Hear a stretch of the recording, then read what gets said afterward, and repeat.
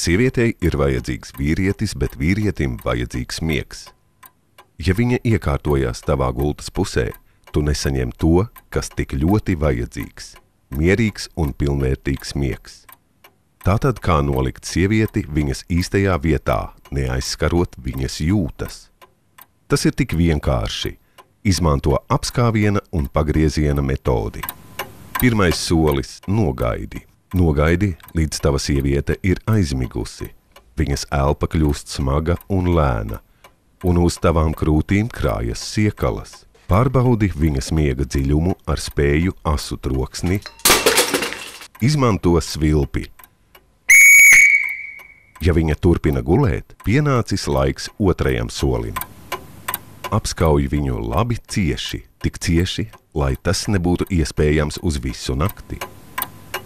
Trešais solis – pagrieziens.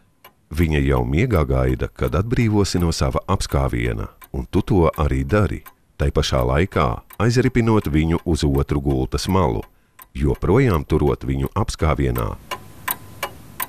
Ceturtais solis – negadījums 1.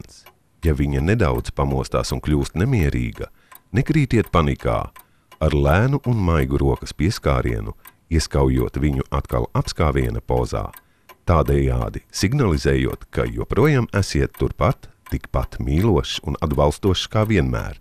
Negadījums numur 2. Jūs zaudējat vienu roku, jo viņa uz tās uzgūlusies. Nekrītiet panikā un neķerieties pie palīglīdzekļiem, zāģis, cirvis. Tā vietā ieņemiet vēlreiz apskāviena pozu un maigi izslidiniet savu roku no gulētājas apakšas.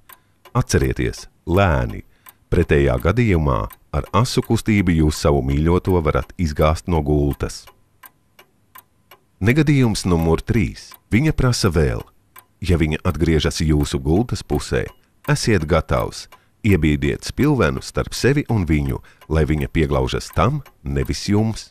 Tagad ar veiklu kustību izslīdiet no gultas un ieņemiet to gultas pusi, kura nu ir brīva.